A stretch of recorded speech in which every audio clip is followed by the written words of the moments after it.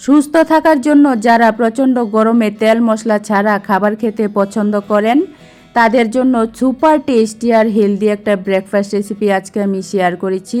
এই রেসিপিটা যেমন টেস্টি তেমনই কিন্তু হেলদি, একদমই তেল ছাড়া তৈরি করেছি। তো হ্যালো এভরিওয়ান, সবাই কেমন আছো? আমি টুম্পা। আজকে তোমাদেরকে দারুণ টেস্টি হেলদি একটা ব্রেকফাস্ট তৈরি করে দেখাবো। 5 থেকে 10 মিনিটের মধ্যে কিন্তু এই ব্রেকফাস্টটা তোমরা তৈরি করে সকালে পরিবেশন করতে পারো, অথবা বাচ্চাদেরকে কিন্তু স্কুলের টিফিনও বানিয়ে দিতে পারো। রেসিপিটা কিন্তু খুবই টেস্টি আর খুবই হেলদি। আশা করছি আমার আজকের রেসিপিটা সবারই ভালো লাগবে। তো যদি একটুও ভালো লেগে থাকে তাহলে বলছি প্লিজ একটা লাইক করে দিও আর আমার চ্যানেলটাকে সাবস্ক্রাইব করে দিও। তো চলো রেসিপিটা কিভাবে তৈরি করেছি দেখে নাও। প্রথমে দেখো আমি একটা বাটির মধ্যে আধা বাটি আটা নিয়েছি। আজকে আমি এই আধা বাটি আটা দিয়েই কিন্তু পরিবারের সবার জন্য খুবই টেস্টি আর হেলদি তেল ছাড়া ব্রেকফাস্ট তৈরি করব। এখন এই আটাটা একটা মিক্সিং বোলের মধ্যে নিয়ে নিতে হবে। তারপর নিয়েছি দেখো আমি 1 মুঠ চিরা। আটা যতটুকু নেবে তার 4 ভাগের 1 ভাগ কিন্তু চিরা নিতে হবে। চিরাটাকে ভালো করে জল দিয়ে ধুয়ে নিতে হবে। তো দেখো আমি চিরাটা 2-3 বার জল পাল্টে ভালো করে ধুয়ে নিয়েছি। চিরাটাকে আটার মধ্যে দিয়ে দেওয়ার পর এখন নিয়েছি আমি 2 চামচ টক দই। টক দইটাও কিন্তু চিরা আর আটার মধ্যে দিয়েছি। তারপর যে কাপ দিয়ে আমি দই নিয়েছি সেই কাপটা ধুয়ে 1 কাপ জল দিয়েছি। এখন সব কিছু কিন্তু একটু ভালো করে মিশিয়ে নিতে হবে। সত্যি বলছি দারুণ টেস্টি আর হেলদি একটা ব্রেকফাস্ট তোমরা কিন্তু একদমই কম সময়ের মধ্যে সহজভাবে বানিয়ে পরিবেশন করতে পারো। যে খাবে সেই কিন্তু খুব বেশি পছন্দ করবে। এই রেসিপিটা কিন্তু সত্যি খুবই দারুণ হয় খেতে, একদমই কিন্তু তেল ছাড়া তৈরি করেছি। তো দেখো আমি কিন্তু সব কিছু ভালো করে মিশিয়ে নিয়েছি। এখন এটা আমি ঢাকনা দিয়ে সাইডে রেখে দিচ্ছি।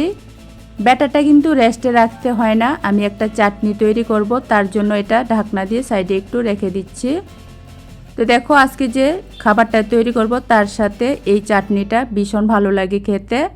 তার জন্য দেখো আমি 2টা টমেটো এভাবে একটু গ্যাস ওভেনে পুড়িয়ে নিচ্ছি।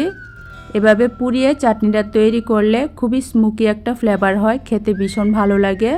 আমার মতো করে এই চাটনিটা তোমরা একবার তৈরি করে খেয়ে দেখো, বিশ্বাস করো সবারই ভীষণ পছন্দ হবে। স্মোকি ফ্লেভারটা কিন্তু চাটনির মধ্যে ভীষণ ভালো হয়। তার জন্য এভাবে দেখো আমি টমেটোটা পুড়িয়ে নিয়েছি। টমেটোটা পুড়ে যাওয়ার পর আমি 2টা শুকনো লঙ্কাও দিয়েছি। তো দেখো আমি 2টা টমেটো আর 2টা শুকনো লঙ্কা এভাবে পুড়ে নিয়েছি গ্যাস ওভেনের মধ্যে। এখন টমেটোর খোসাটা ছাড়িয়ে নিতে হবে। টমেটোর খোসা কিন্তু খুবই সুন্দর করে ছাড়িয়ে নেওয়া যায়, এটা কিন্তু একদম নরম হয়ে গেছে। টমেটোর খোসাটা ছাড়িয়ে নেওয়ার পর টমেটোটা কিন্তু ধোয়া যাবে না, তাহলে কিন্তু স্মোকি ফ্লেভারটা চলে যাবে। দেখো আমি কিন্তু 2টা টমেটোর খোসা ভালো করে ছাড়িয়ে নিয়েছি। এখন এই টমেটো আর লঙ্কাটা নিয়ে নিতে হবে একটা মিক্সিং জারের মধ্যে। তোমরা চাইলে টমেটোগুলি একটু ছোটো করে কেটে নিতে পারো। তারপর আমি এর সাথে দিয়েছি 3 থেকে 4 কোয়া রসুন। রসুন পছন্দ না হলে বাদ দিতে পারো। এখন সব কিছু কিন্তু পেস্ট করে নিতে হবে একটু জল দিয়ে। তো দেখো আমি একটু জল দিয়ে পেস্ট করে নিয়েছি। তারপর গ্যাস ওভেনে দেখো আমি একটা ফ্রাই প্যান বসিয়ে আধা চামচ তেল দিয়েছি। এখানে শুধু চাটনিটার জন্য আধা চামচ তেল আমি ইউজ করেছি। তেলের মধ্যে দিয়েছি আমি গোটা সরিষা, তারপর কয়েকটা দিয়েছি আমি কারি পাতা। এখন কয়েক সেকেন্ড একটু নাড়াচাড়া করে ভেজে নিতে হবে।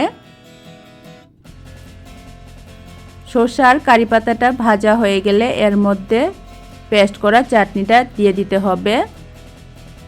দেওয়ার পর এখন আমি দিয়েছি পরিমাণ মতো একটু লবণ। তারপর কালারের জন্য এখানে আমি আধা চামচ কাশ্মীরি লঙ্কার গুঁড়া দিয়েছি। কাশ্মীরি লঙ্কাটা কিন্তু সম্পূর্ণই অপশনাল, দিলে কিন্তু চাটনির কালারটা খুব সুন্দর হয়। এখন কিন্তু এই চাটনিটাকে মিডিয়াম আঁচে 3-4 মিনিট জাল করে নিলেই খুবই টেস্টি আর খুবই মজার চাটনিটা কিন্তু তৈরি হয়ে যাবে। তো দেখো চাটনিটা কিন্তু আমি 3 থেকে 4 মিনিটের মতো জাল করে নিয়েছি। চাটনিটা এখন নামিয়ে নিতে হবে। অন্যদিকে যে আটা আর চিরাটা আমি দই দিয়ে মেখে রেখেছিলাম সেটার দেখো একটু কিন্তু শুকনা হয়ে গেছে। এখন এর মধ্যে আমি আরও কিছুটা জল দিয়েছি। দেওয়ার পর এখন আবার একটু জলটাকে ভালো করে মিশিয়ে নিতে হবে। তো দেখো ভালো করে কিন্তু সম্পূর্ণ মিশিয়ে নিতে হবে। আটা দিয়ে কিন্তু দারুণ টেস্টি আর মজার একটা ব্রেকফাস্ট আজকে আমি তৈরি করেছি, একদমই তেল ছাড়া। খেতে কিন্তু ভীষণ ভালো হয়েছিল। প্রচণ্ড গরমে যারা সুস্থ থাকতে তেল মশলা ছাড়া খাবার খেতে পছন্দ করো, তাদের জন্য কিন্তু সুপার টেস্টি আর হেলদি এই ব্রেকফাস্টটা আজকে আমি শেয়ার করেছি। তো দেখো সব কিছু মিশিয়ে নেওয়ার পর আমি এই ব্যাটারটা মিক্সিং জারের মধ্যে নিয়েছি। নেওয়ার পর দিয়েছি পরিমাণ মতো লবণ, তারপর 1 চিমটি পরিমাণ দিয়েছি হলুদ। হলুদটা কিন্তু সম্পূর্ণই অপশনাল, হলুদটা বাদ দিয়েও করতে পারো। তারপর এখন দেখো আমি দিয়েছি 2 চিমটি পরিমাণ খাবার সোডা। এখানে খেয়াল রাখবে হলুদ কিন্তু একদমই অল্প পরিমাণে দিতে হবে, কারণ হলুদ আর বেকিং সোডার রিয়াকশনে কিন্তু নাস্তার কালারটা একদমই চেঞ্জ হয়ে যায়, লাল হয়ে যায়। তো দেখো আবারও আমি সব কিছু মিক্সিং জারের মধ্যে পেস্ট করে মিশিয়ে নিয়েছি। ব্যাটারটা কিন্তু রেডি, এরকম ঘন রাখতে হবে, বেশি পাতলা করা যাবে না। তারপর দেখো আমি গ্যাস ওভেনে একটা ফ্রাই প্যান বসিয়ে, তোমরা কিন্তু এটা তাওয়ার মধ্যেও করতে পারো, যে কোনো লোহার তাওয়ার মধ্যে অথবা যে কোনো তাওয়ার মধ্যে বা কড়াইয়ের মধ্যেও করতে পারো। প্রথম নাস্তাটা বানানোর সময় দেখো আমি কয়েক ফোঁটা তেল দিয়ে একটু প্যানটা ভালো করে মুছে নিয়েছি। এখানে কিন্তু আমি শুধু প্রথম নাস্তাটা বানানোর জন্য কয়েক ফোঁটা তেল দিয়েছি।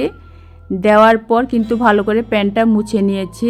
এরপরেরগুলি বানাতে কিন্তু আর কোনো তেল দিতে হবে না। তেলটা দেওয়ার পর আমি গ্যাসের আঁচটা বাড়িয়ে প্যানটাকে ভালো করে গরম করে নিয়েছি। ভালো করে গরম হয়ে গেলে 1 হাতা ব্যাটার দিতে হবে। দেওয়ার পর গ্যাসের আঁচটা মিডিয়ামে রেখে ঢাকনা দিয়ে 1 মিনিট বসিয়ে রাখতে হবে। তো দেখো বেশিক্ষণ সময় লাগে না, আধা মিনিট থেকে 1 মিনিটের মধ্যে হয়ে যায়। তো দেখো 1 মিনিটের মতো আমি ঢাকনা দিয়ে বসিয়ে রেখেছিলাম।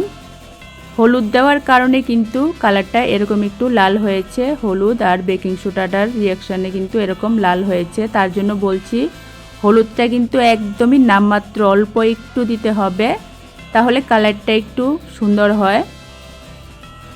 তো 1 মিনিট পর যখন ঢাকনাটা উঠিয়ে সম্পূর্ণ শুকিয়ে গেছে উপরটা, তখন কিন্তু আমি নামিয়ে নিয়েছি। দেখতেই পেয়েছো কত সুন্দর জালিদার নাস্তাটা তৈরি হয়েছে।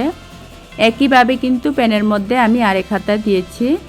দেওয়ার পর গ্যাসের আঁচটা মিডিয়ামে রেখে আধা মিনিট থেকে 1 মিনিটের জন্য ঢাকনা দিয়ে রেখেছিলাম। ঢাকনাটা উঠিয়ে যখন দেখবে উপরটা পুরোপুরি শুকিয়ে গেছে, তখনই কিন্তু বুঝে নিতে হবে নাস্তাটা তৈরি হয়ে গেছে। একদমই কিন্তু কম সময়ের মধ্যে সহজভাবে এই রেসিপিটা তৈরি হয়ে যায়। খেতে কিন্তু খুবই ভালো হয়। আমি আজকে যে চাটনিটা তৈরি করেছি, সেই চাটনিটার সাথে এই নাস্তাটা খেতে ভীষণ ভালো লাগে। এভাবে দেখো আমি সবগুলিই কিন্তু একটা একটা করে তৈরি করে নিয়েছি। এগুলি তৈরি করতেও কিন্তু ভীষণ ভালো লাগে, কড়ার মধ্যে বা তাওয়ার মধ্যে দেওয়া মাত্রই কিন্তু খুবই সুন্দর জালিদার হয়ে যায়। তো দেখো এভাবে কিন্তু আমি কিছু আপ্পাম এখানে তৈরি করে নিয়েছি।